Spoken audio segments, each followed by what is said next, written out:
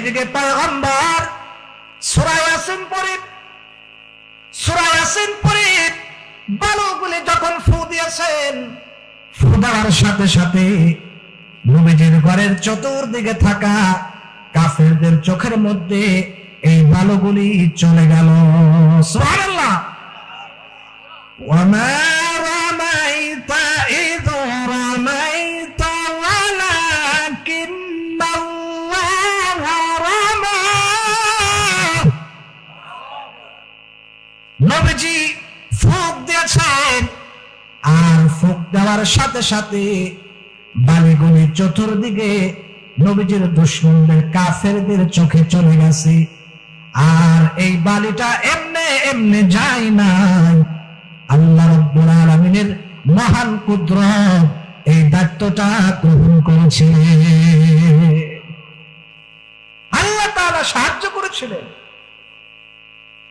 এবার নবীজি সোজা ছুটলেন হযরত আবু বকর তার বাড়ির দিকে রওনা হলেন। রওনা হওয়ার পরে এবার আবু বকর ঘরের দরজায় যাওয়া, দরজার সামনে নিয়ে একটা করাঘাত করছে। আবু বকর জাগনা আছো নাকি ঘুমন্ত? এবার আবু বকর ডাক দিয়ে বলে, লাব্বাইকা সাদাইকা রাসূলুল্লাহ। আপনার আবু বকর ঘুমন্ত না, আপনার আবু বকর আপনার জন্য জাগ্রত। আল্লাহু আকবার। এবার নবীজিকে ডাক দেয়া বলে, পয়গম্বর,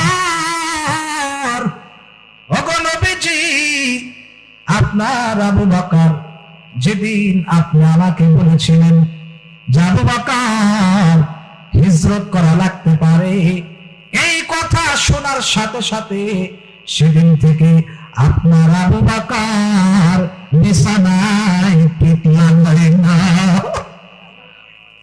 আপনার আবু বকর দরজার সাথে হেলান দিয়া ঘুমায় আর জাগ্রত থাকে।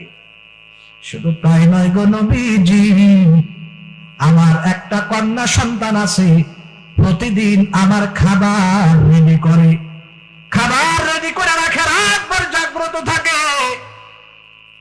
পয়গম্বরকে বললেন, ওগো পয়গম্বর, সেদিন থেকে আমি আবু বকর ঘুমাই না। এবার পয়গম্বরকে ডাক দিয়ে বললেন, পয়গম্বর আবু বকরকে ডাক দিয়ে বলল, আবু বকর সময় নাই, তাড়াতাড়ি চলো। এবার রওনা দিলেন। বুখারীর হাদিস, নবীজি যখন রওনা দিয়েছে, নবীজি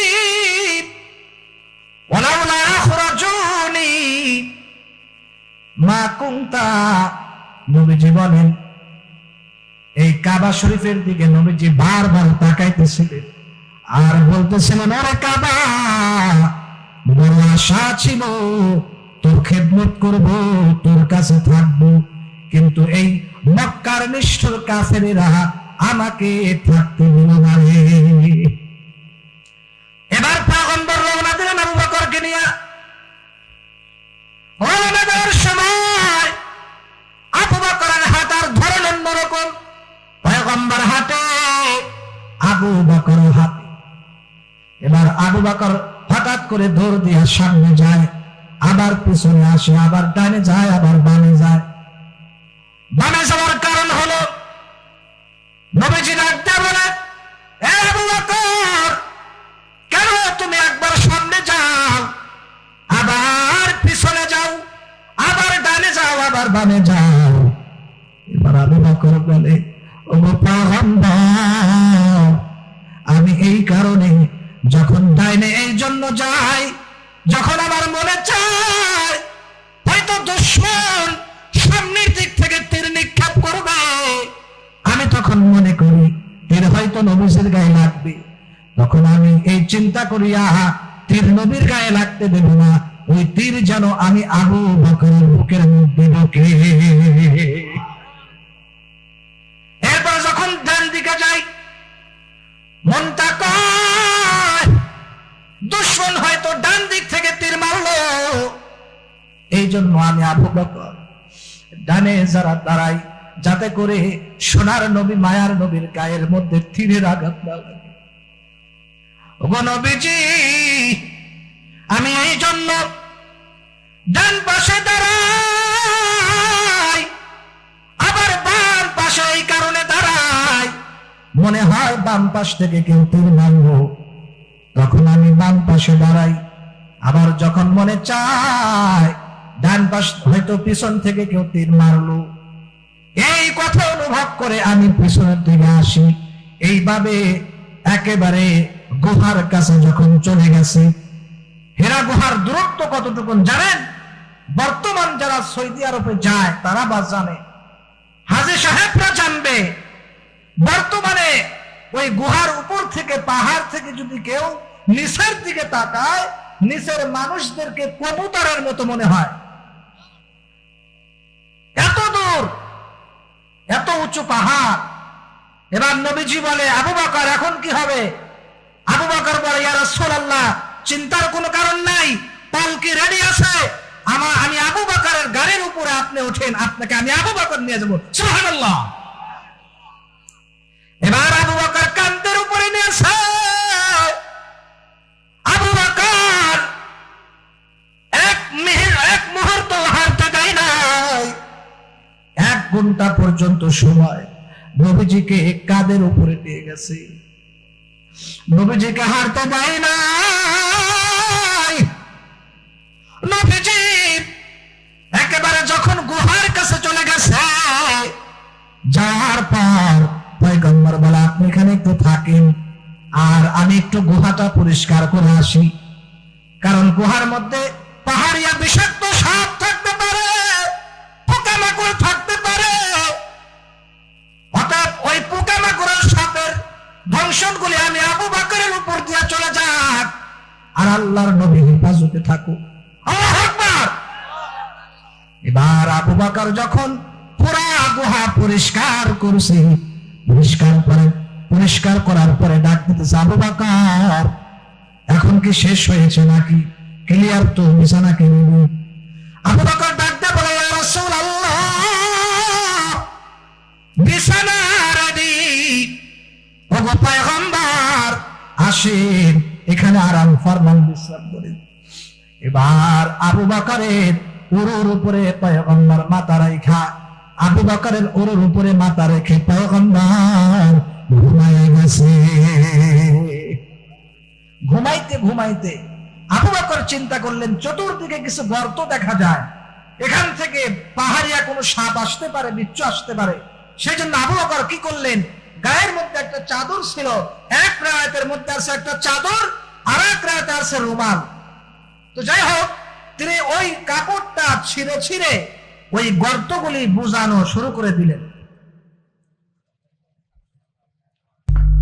গর্তগুলি যখন বন্ধ করেছেন, বন্ধ করার পরে এখন দেখে 2-1টা গর্ত এখনো বাকি আছে। তখন আবু বকর পা দিয়া জাতা দিয়া রাখলেন। সুবহানাল্লাহ কন, আরো আস্তে সুবহানাল্লাহ কন। এবার পাহাড়িয়া সাপ বেরোবার জন্য অনেক চেষ্টা করতেছেন, কিন্তু বের হয় না। ওই যে আবু বকর পাও দিয়া ডাইকা রাখছে।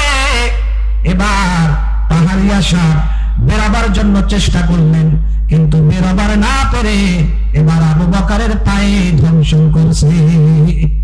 ধ্বংস করার পরে আবু বকর কাঁদতে আসে, বিষের যন্ত্রণায় ছটফট করতেছে, কিন্তু নবীজিকে তিনি ডাক দিতেছেন না। সুবহানাল্লাহ। আমরা হইলে তো লাভ দিতাম, হায় হায় রে সর্বনাশ, নবীজি তাড়াতাড়ি উঠে, সাপে কামড় দিচ্ছে। আবু বকরের কেমন মহব্বত, তিনি চিন্তা করলেন, আমি আবু বকর, আমার উপর দিয়ে ঝড় তুফান যতই যাক না কেন, নবীজির ঘুমের মধ্যে আমি দৃষ্টান্ত দেব না। এবার হঠাৎ করে আবু বকরের চোখ দিয়ে পানি পায়া পায়া পড়িয়া নবীজির গালের উপরে একটু পড়ছে। সাথে সাথে নবীজির ঘুম ভেঙে গেছে। সাথে সাথে উঠে বলে, আবু বকর তুমি কেন কান্দো? এবার আবু বকর ডাক দিয়ে বলে, কাঁদতেছি একটা কারণে। নবীজি বলে, আবু বকর বাড়ির কথা বুঝে মনে পড়ে গেছে। রাসূলুল্লাহ, বাড়ির কথাও মনে করে কান্দি না, স্ত্রীর কথাও মনে করে কান্দি না, কারো কথাই মনে করে কান্দি না, সাপে ধ্বংসন করছে সেই কারণে আমি কান্দিছি। সাথে সাথে আবু বকর তার বিষের যন্ত্রণায় পয়গম্বর তার থুতু মুবারক বিষের জায়গায় লাগাই দিয়েছেন, সাথে সাথে বিষের যন্ত্রণা ঠিক হয়ে গেছে। সুবহানাল্লাহ কম। এবার পয়গম্বর বলে, আরো আগে বলো নাই কেন, তাহলে তো তোমার এত কষ্ট হইতো না। পয়গম্বরের পিছনে আবু বকর এত পাগল ছিল, আজ তোমরা কিসের পাগল হয়েছো?